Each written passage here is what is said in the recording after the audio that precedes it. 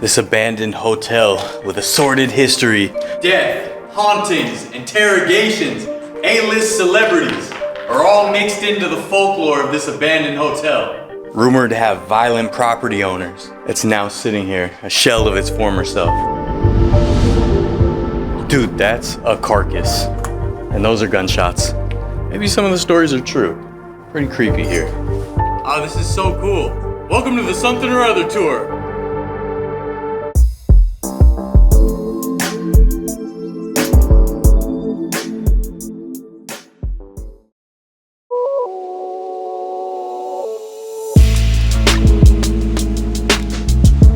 Finally at the Byron Hotel.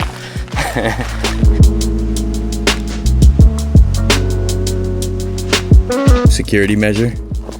All right, bull's looking at us. It's kind of young though. Still don't think I could outrun it. We're fine, we're fine. Not disturbing you. They're surrounding us. Welcome to the Something or Other tour. We're at the infamous Byron Hotel in Byron, California. This is a very popular spot for urban explorers, photographers, and whatnot. So many of you probably are familiar with this place. I've been wanting to come here for a very long time. Finally here, finally made it. So let's talk about some of the history. Let's walk around. Let's check out what's left. I'm my cousin Steve here, and I'm pretty excited. I've been wanting to come here for years. The Byron Hot Springs Hotel is a well-known destination, and the lore surrounding this property has endured for generations.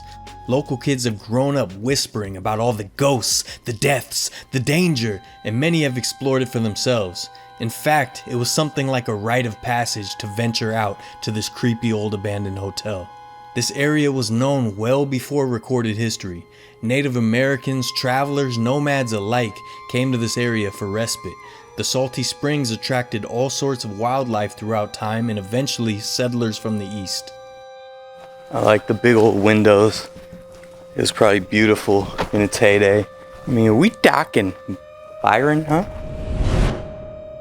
This looks like an entryway of sorts. I assume the big staircase.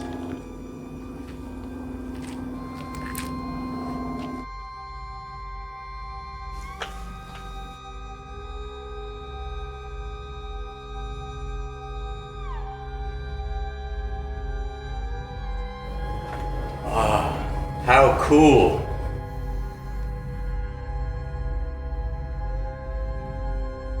And this is awesome. This is awesome.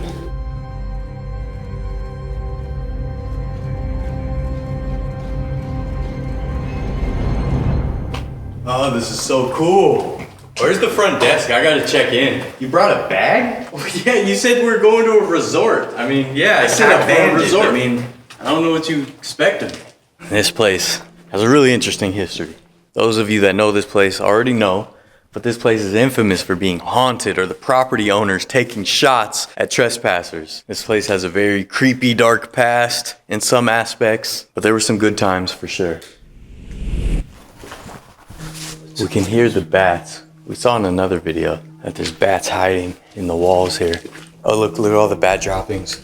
Yeah, they're in that crack. I don't want bat dung in my eye though.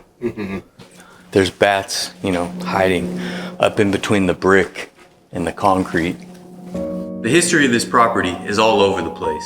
It originally started back in the 1860s. The Risden family submitted a land grant to own this property, which eventually saw multiple different lives, from a resort to an army interrogation office. The Risdens were incredibly successful in manufacturing. They had various ironworks operations that created mining equipment, large dredges, locomotives, and were even a big part of the San Francisco shipyards. Risden materials can still be found all over the world. Salt was an important ingredient when manufacturing iron, so the family and its partners were always seeking out salt mining opportunities, which they saw here in Byron. The right to the land was awarded to Orange Risden Jr., but the salt mining proved unfeasible and the idea was abandoned. In the 1800s, California was still being settled, and establishing your right and ownership to land was a big deal. Native Americans and travelers were still camping around and using the hot springs, so the residents, along with Orange Jr.'s nephew, Lewis Mead, were worried this would cause issues with their rights to the land. So the resort was started as a way to legally claim that they were still using the land and to confirm their rights. After Orange's death, Lewis Mead was named administrator, and he began building out the resort to take advantage of the perceived health benefits of the hot springs.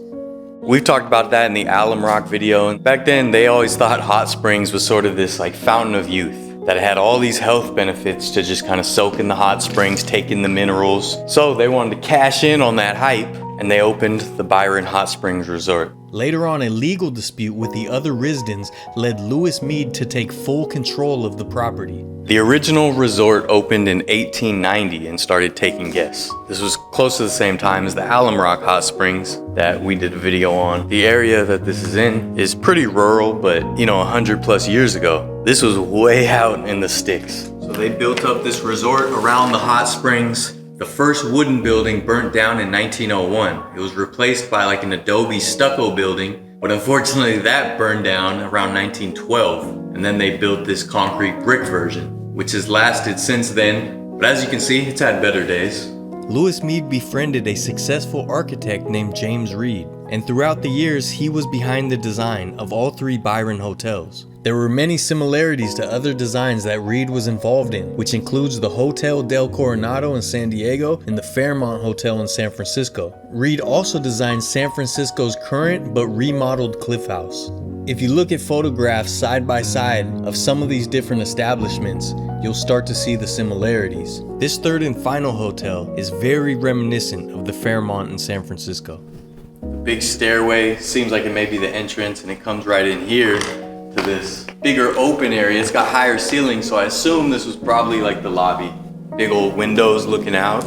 So you'd be coming in here, checking in for your weekend at the spa.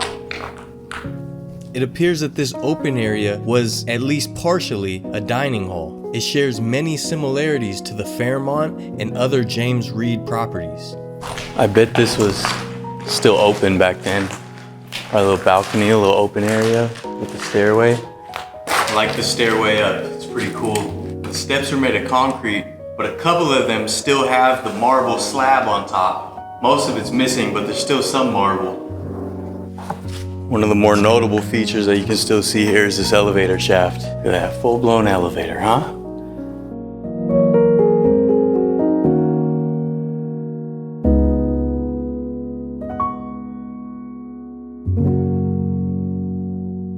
Definitely gotta watch where you're stepping. You could fall right through a hole. People with arthritis would show up and get in the baths, with a bunch of sulfuric acid and whatnot. Bunch of minerals. This place must have been popping during the roaring 20s, But as time went on, mineral baths, health spas, they kind of lost popularity. It wasn't curing people's ailments like they thought, like they had hyped it up to do. And the popularity of places like this definitely dwindled. Lewis Mead passed away in 1919, just a couple years after his son, also named Lewis Mead but spelled differently, passed away here at Byron Hot Springs. After that, his second wife ran the property for a while, and eventually the new administrator was a famous restaurateur named John Tate, who had multiple successful San Francisco establishments, such as Tate's by the Beach and the Cliff House restaurant. His vision for Byron Resort was to shift away from the medical facility to more of a luxurious tourist destination. Hey, I can't find our rooms. Did you really think we're still staying here? I mean, maybe? No? It's packed so much. Reportedly, some of the most famous people in Hollywood would come here as a retreat. People like Clark Gable, star of Gone with the Wind, and New York Yankees legend Joe DiMaggio, who was also a San Francisco sports legend. DiMaggio also played for the San Francisco Seals, a Pacific Coast League baseball team that predated the Giants moving from New York.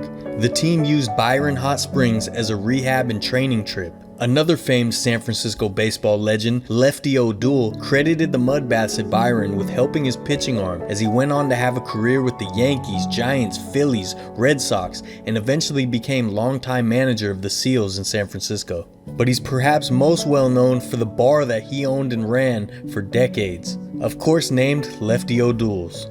So this is where some Hollywood A-listers may show up as an escape. They could come here, chillax for a weekend, and see if the spas will help them live forever. Maybe most notably, Charlie Chaplin himself. He had a studio not too far from here. Hopefully episode coming soon about that, you'll see. Of course we know now these mineral baths were not the fountain of youth, and so all of these people have died. Every one of them. And amongst those notable guests like Charlie Chaplin, Mae West, Clark Gable, Joe DiMaggio, there was also a lot of people that were just suffering from different ailments and they came here to get some relief or hopefully maybe find a cure. It's always so interesting being somewhere like this, so desolate, destroyed, covered in graffiti, falling apart, eerie, creepy, knowing that at one point people were laughing, having a good time. And this was a resort for the Hollywood elite. So obviously it was fancy, it was nice. Now there's nobody checking in or out, you know? We're in the top floor here, so I assume this was probably some of the guest rooms. Clark Gable could have been clipping his toenails right here. Yeah, gross, but yeah, sure. This old fireplace is pretty cool. I mean, this place must have been beautiful in its heyday. Joe DiMaggio, for crying out loud. Huh? I mean, just think, Charlie Chaplin could have been walking right here. His bed could have been right over here with a cool view of the hillside. I think that back in the day it used to be a lot more beautiful, and now a lot of the brush and the grass and everything has been cleared out.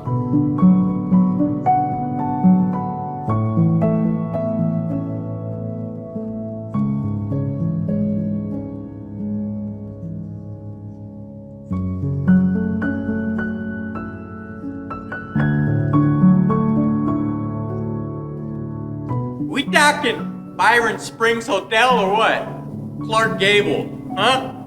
Clark Gable. Gone with the wind, for crying out loud. Walked right through here. I've always wanted to come here. I'm so glad to finally see it. Look at these destroyed columns.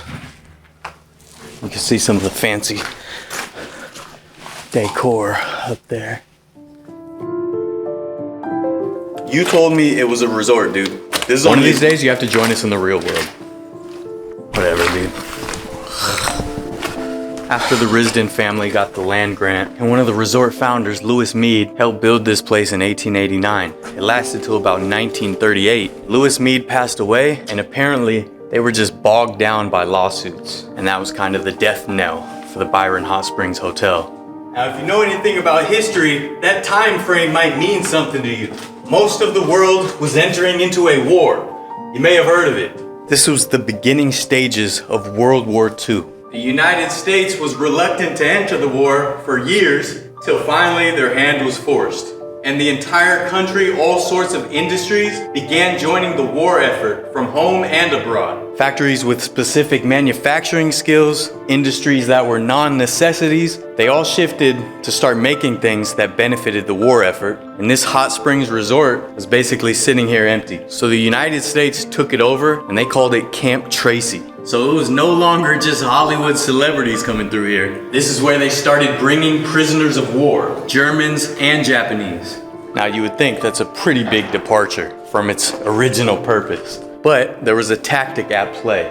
You see, intelligence really gained a foothold in warfare during World War II. It became probably the most important aspect. Those gunshots are getting louder.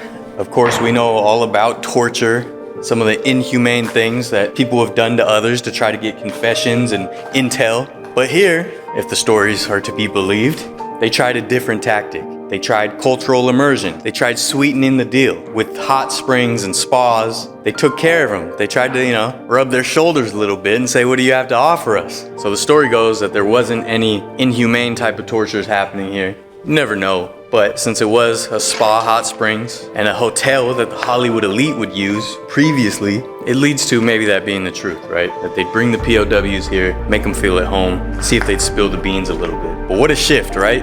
Clark Gable to some prisoner of war from Iwo Jima or something.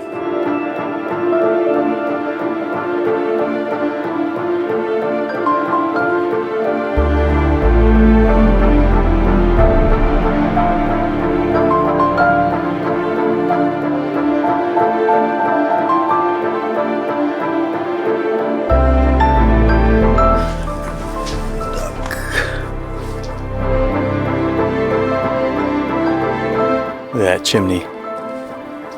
This is cool, man.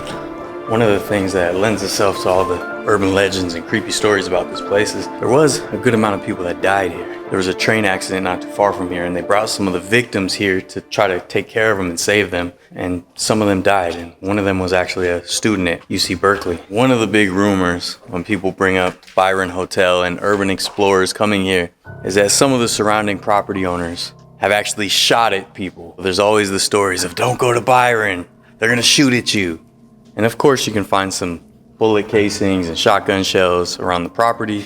Path into the hot springs, it's lined with trees, a lot of palm trees. So the legend goes, people were walking down that path and suddenly bullets went whizzing past them. So far nobody shot at us, so we're doing okay. So people come out here shooting, there's a group shooting right down yonder.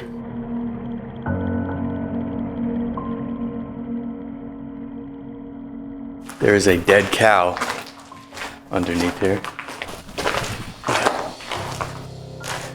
On the property, there's a lot of cattle actually, so I'm wondering if this one was sick, wandered in here to hide, and just passed away right here. And then since then, people have been here and disrespected it. Put a can in its mouth, lit it on fire. That's crazy. That really scared me when I stumbled down here. Well, we found a dead body. Dead cow's body. Dead cow might be bad juju, I don't know. Yeah, you don't want dead cow. One of the more popular legends around here is that there's a ghost, a man dressed in ragged white clothes that wanders what used to be the hallways of this place, and maybe the stairwells. Haven't seen him yet. I don't know how much these stories are true, but they are fun, they're intriguing, and I could definitely see myself as a teenager if I lived around here, spreading a lot of those urban legends myself. Beautiful though.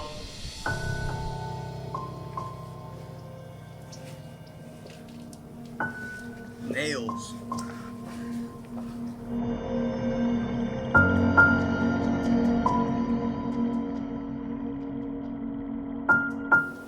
You know, I'm definitely giving this place 1 star. This is just ridiculous.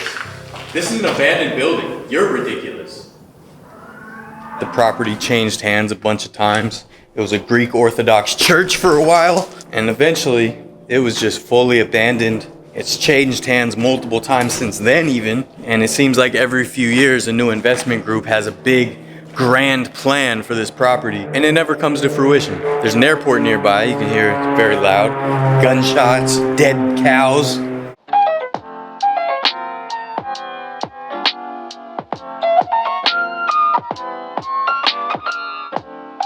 Rumors of it being redeveloped every few years, but one of these times it will be true. Or, here's my prediction, the whole place is gonna collapse in a big storm or something. So glad I got to see it finally.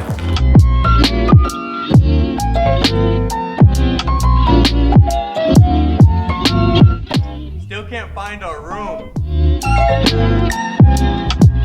That's it for the abandoned Byron Hotel. Remember, we have a Patreon. You can help us along on these adventures. For as little as $1 a month, you get a bunch of bonus content, bonus episodes. And thank you to the Patreon subscribers that we already have. You guys are the best. Like, subscribe, share, do all the cool things that cool kids do. Something or other tour for life.